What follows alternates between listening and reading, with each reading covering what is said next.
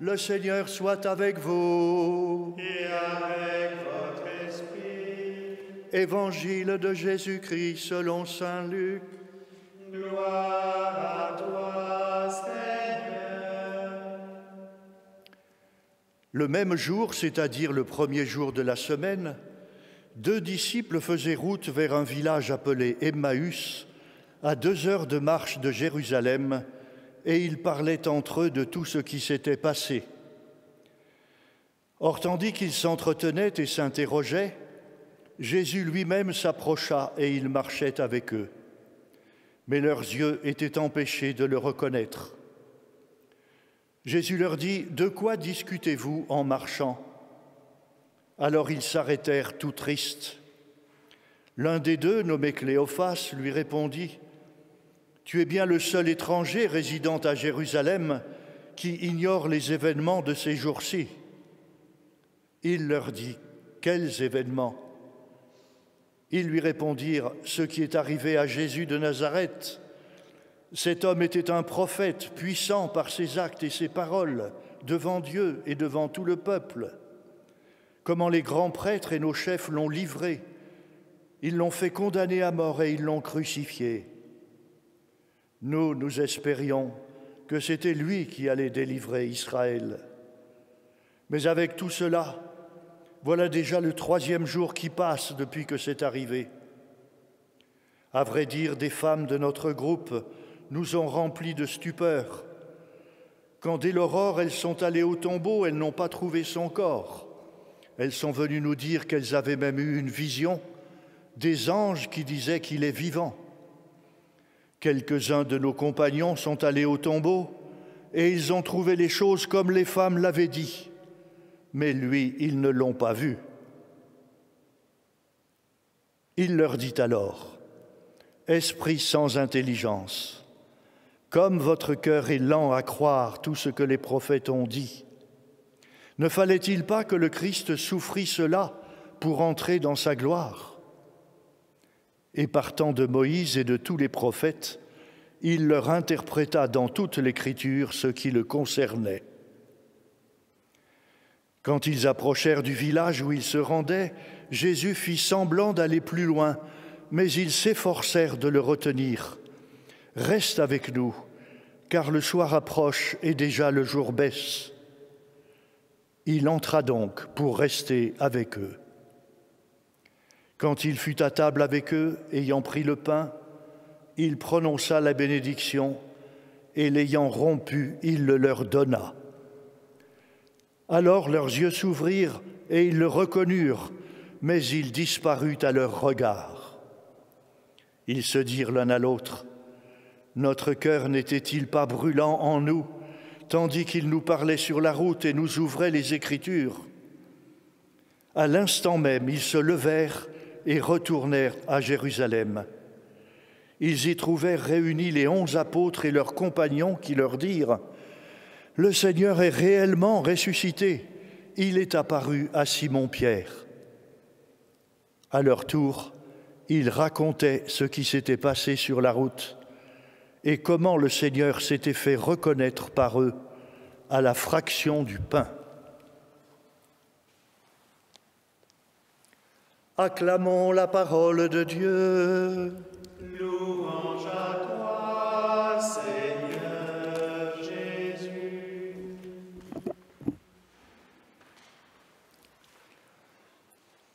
Chers amis, dimanche dernier, dans la 2e lecture, Saint Pierre nous adressait une phrase ô combien percutante dans notre vie actuelle, en parlant de la résurrection du Seigneur. « Vous en tressaillez de joie, disait-il, même s'il faut que vous soyez attristés pour un peu de temps encore par toutes sortes d'épreuves. » Et il ajoutait, « Elles vérifieront la qualité de votre foi, qui est bien plus précieuse que l'or. » La qualité de notre foi. Si elle est de qualité, notre foi, elle est d'abord pascale, c'est-à-dire ancrée sur la résurrection du Christ et sur sa présence à jamais dans cette humanité qu'il est venu sauver. Dès lors, comme l'affirme bravement saint Paul, rien ne saurait nous séparer de l'amour de Dieu qui est dans le Christ Jésus. Et cela, même quand notre présent survient de manière si inattendue qu'il devient surréaliste et inquiétant, voire davantage. C'est cette expérience, à leur manière, que font les deux pèlerins en triste marche vers Emmaüs. Rien, en effet, ne s'était passé comme ils l'avaient prévu, et surtout comme ils l'avaient souhaité. Et nous qui espérions qu'il serait le libérateur d'Israël, nous ne savons pas grand-chose de ces deux disciples, seulement que l'un des deux s'appelait Cléophas, et sans doute qu'ils habitaient Emmaüs. Avait-il été proche ou moins proche de Jésus? Et depuis combien de temps? Nous ne le savons pas non plus. En tout cas, ils avaient espéré en lui et ils étaient déçus. Une situation que nous pouvons aisément imaginer, car légion sont ceux qui font cette expérience de se retrouver désabusés devant un événement ou une situation attristante. En ce moment, nous y sommes et nous sommes servis.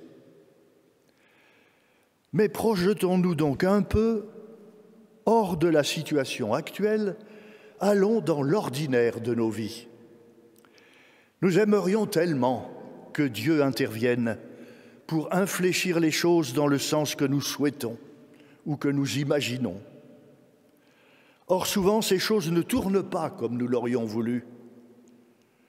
Je renonce à donner une liste d'exemples, ce serait trop long, et il y en aurait des centaines. Nous avons tous cette expérience, comme disait mon oncle de Tourcoing, on ne peut jamais avoir son cœur vraiment content. Alors, dans notre monde, on cherche des parades, souvent très techniques. Dans ce monde où nous vivons, on pense pouvoir prévoir de plus en plus, programmer, et il existe des assurances, d'ailleurs coûteuses, pour presque tous les cas de figure. Et pourtant, pour tout un chacun, l'épreuve imprévue survient ou demeure, nous en savons quelque chose en ce moment. Et nous qui espérions, et moi qui espérais, du fin fond de nous-mêmes, rien ne nous dispose naturellement à supporter avec facilité en tout cas, l'imprévu désagréable, pas plus nous-mêmes que ce jour-là, les marcheurs d'Emmaüs, mais en plein cœur d'un imprévu désagréable, peut surgir un autre imprévu qui vient éclairer la situation d'une lumière nouvelle. Pour les deux disciples, il s'agit d'abord de cet inconnu qui vient s'immiscer dans leur conversation, un inconnu qui n'a pas peur de remuer le couteau dans la plaie, les obligeant à redire cette souffrance qui les habite et les attriste. Il nous est parfois utile de descendre jusqu'au fond de nos tristesses pour les regarder les yeux dans les yeux, mieux les comprendre afin de rebondir et remonter. Et voici que l'inconnu parle. Apparemment, ce n'est pas n'importe qui. Il connaît Moïse et les prophètes, il prend à témoin toute l'Écriture.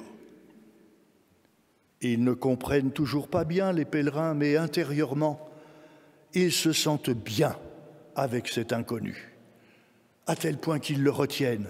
Reste avec nous. Ce reste avec nous, mes amis, que nous vous avons commenté tous ces derniers temps, le Seigneur est là présent. Et il va rester avec eux, comme il veut rester avec tous ses frères jusqu'à la fin du monde, pour que leur cœur puisse brûler en toutes circonstances, brûler d'espérance et de certitude, quelle que soit la couleur des événements, heureux ou difficiles, marqués par la réussite ou visités par l'échec. Je suis là, près de toi, je suis là, près de vous, n'ayez donc pas peur. Je suis doux et humble de cœur, vous trouverez le repos pour vos âmes.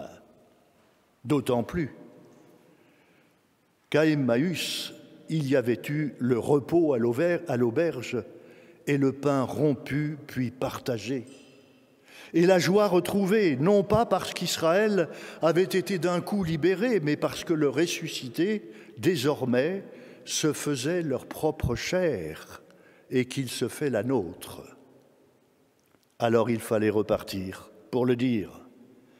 Car une grande joie, cela se partage, cela ne se garde pas pour soi tout seul. Cela aussi, mes amis, vous a été rappelé, redit cette semaine.